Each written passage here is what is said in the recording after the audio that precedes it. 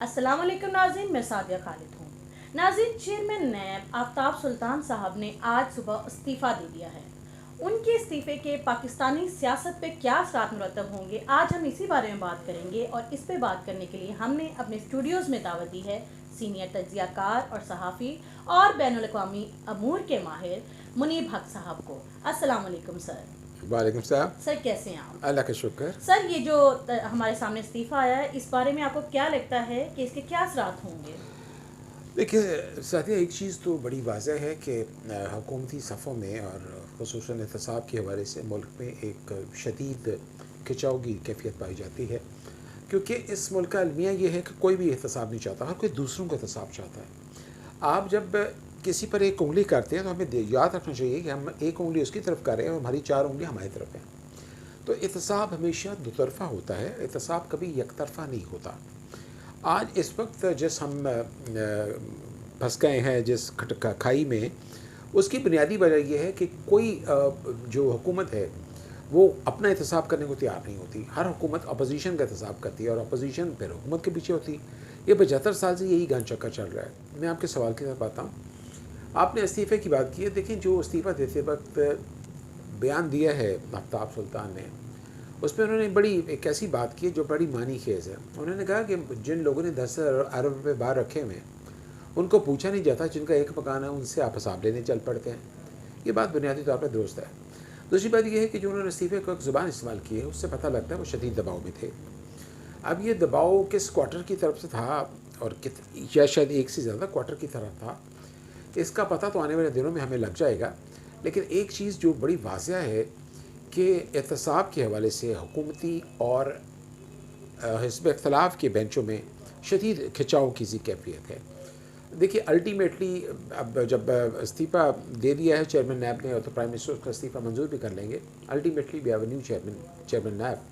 लेकिन फिर वही कुछ होगा कि उनसे कोई काम कहा जाएगा और उनसे कोई फेवर मांगी जाएगी और वो नहीं देंगे।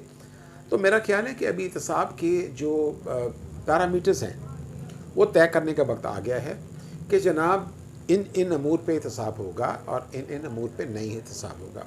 अब जब तक एहतसाब के पैरामीटर्स तय नहीं करते, तब तक मैं समझता हूँ कि हर चेयरमैन नैब की तकरीर पर जो है वो एक खिंचाव की कैफियत होगी। इससे पहले जितने चेयरमैन आए, शायद ही आपको याद होगा कि शायद ही कोई चेयरमैन नैब ऐसा था जिस पर कोई इत्तफाक़ राय हुआ हो।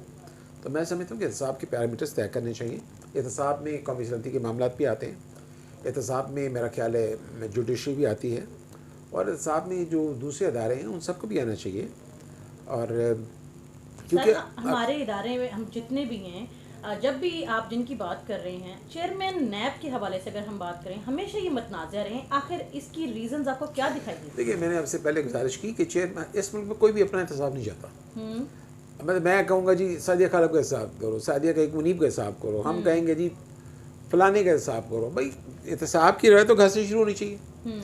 जब एहतसाब घर से शुरू नहीं होगा तो मुतनाज़ा हो जाएगा। लेकिन सर, इससे पहले हमारी आवाम को इतना पता नहीं चलता था कि ये इतना तनाज़ा खड़ा हो रहा है या इनके अंदर झगड़े चपकलेश हैं। लेकिन अब आवाम को बड़ा जल्दी पता चल जाता है और बहुत ज़्यादा ये चीज़ें लोगों के सामने आ जाती हैं। ऐसा कैसे मुमकिन हुआ? देखिए, ऐसा इसलिए मुमकिन हुआ है, जब दौलत की फरवानी हो, वसाइल की फरवानी हो, तो लाजमन करप्शन होनी है। आप जब इतने बड़े बड़े ओहदे लिए बैठे हैं, इतनी लग्जरी आप यूटिलिटीज़ ऑफ लाइफ को एंजॉय कर रहे हैं, तो ये सब सरकार की तरफ से है। देखिए, जहाँ पर वसाइल होते हैं वहाँ उसका मिसयूज़ होता है, जहाँ मिसयूज़ होता है वहाँ करप्शन होती है। और तीसरी दुनिया तो आपको पता ही करप्शन का गढ़ है, क्योंकि एहतसाब के दायरे ना होने से किसी पे चेक एंड बैलेंस नहीं है। जिसको हम अमेरिका कहते हैं, जो यूरोप कहते हैं, ये यूरोपीय यूनियन है, वहाँ पर एहतसाब इतना सख्त है, अदारे इतने स्ट्रिंजेंट हैं कि कोई शख्स इधर से उधर नहीं हो सकता। मसलन आप देखिए, इसराइल का प्राइम मिनिस्टर अगर कोई किसी से एक तोहफ़ा ले लेता है तो उसको थाने बुलाया जाता है और वो अकेला आता है। वो कोई 10-10, 100-100 गाड़ियों के जल में नहीं आता, जिस तरह के हमारे यहाँ होता है कि किसी को पुलिस बुलाती है, किसी को अदालत बुलाती है, तो वो सारा दिन जुडिशरी को इंतजार करता है और शाम को आ रहा होता है। तो ऐसी बात नहीं है। एहतसाब अक्रॉस द बोर्ड होना चाहिए और एहतसाब जो है वो ऐसा होना चाहिए जो सबके लिए एक्सेप्टेबल हो। सर, हमारे यहाँ जब भी चेयरमैन नैब की तकर्री की जाती है तो वो ज़ाती पसंद नापसंद या फिर अपनी पार्टी को ये फ़ायदा देगा, जैसा कि आपने भी तज़किरा किया, उस बुनियाद पे होती है। तो ऐसा क्या किया जाए? आप चूँकि इन अमूर के ऊपर बहुत बारीक बीनी से देख रहे हैं और निगाह है आपकी, तो ऐसा क्या किया जा सकता है कि इस रविश को ख़त्म किया जाए? देखिए, ये रविश ओवरनाइट ख़त्म नहीं होगी। آپ جب کوئی سسٹم بنتا ہے نا تو اس سسٹم کو کچھ کام موقع دیتے ہیں کچھ کام کرنے کا. وہ کام کرنے کے بعد اس سسٹم کے میرٹس اور ڈی میرٹس سامنے آتے ہیں. اس کے خاص سسٹم کے فائدے بھی ہوتے ہیں, اس کے نقصانات بھی ہوتے ہیں. آپ یہ احتساب کو چلنے دیں اور احتساب کو آپ قومی اسمبلی کی مختلف کمیٹیوں کے ذریعے آپ اس کو مانیٹر کریں. تو میں سمجھتا ہوں کہ ایک سٹیج یہ آئے گی, آپ ایک سٹینڈرڈ سیٹ کریں کہ جناب اگر کسی نے یہ کیا تو اس کو یہ سزا ملے گی. دیکھیں احتساب اس وقت ہوتا ہے جب سزائیں ملتی ہے, جب سزائیں ملتی ہیں تو ان پر عمل درآمد ہونا چاہیے. ہمارے یہاں ابل تو سزا نہیں کسی کو ملتی, مل جائے تو بہت لیٹ ہو جاتی ہے.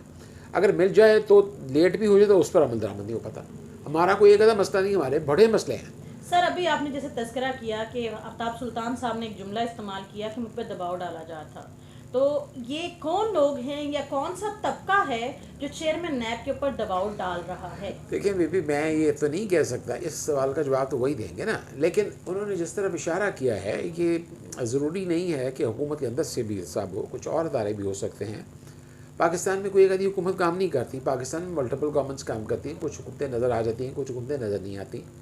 تو اس کے بعد اس بات کی وضاحت ان سے دی جائے نا کہ ان کا جو روئے سخن ہے وہ کس طرف ہے. سر یہ جو بھی سینیریو چل رہا ہے اس سچویشن میں جب احتساب کے لیے بلایا جاتا ہے, سب سے زیادہ شور جو ہے لوگوں کو اویئرنیس دی ہے عمران خان صاحب نے. عمران خان صاحب نے سب سے پہلے سلوگن جو ہے وہ ریز کیا تھا کہ احتساب ہونا چاہیے اور سب کا ہونا چاہیے.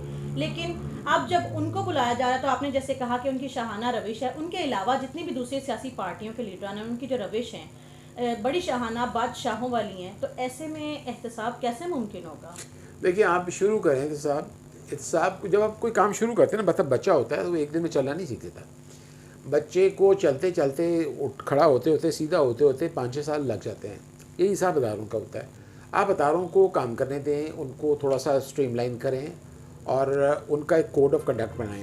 جب آپ اس کو کوڈ آف کنڈکٹ بنائیں گے اور اس پر عمل درآمد کرائیں گے تو ایک سٹیج یہ آئے گی کہ گاڑی, یہی حساب گاڑی کا ہوتا ہے. آپ دیکھیں کہ پلین ہوتا ہے وہ ایک دم ٹیکسی کرتا ہے, پھر وہ چلتا ہے, پھر ایک دم زور پکڑتا ہے, ایک دم فلائی کرتا ہے. یہی حساب احتساب کا ہوتا ہے. احتساب اوور نائٹ نہیں ہو سکتا.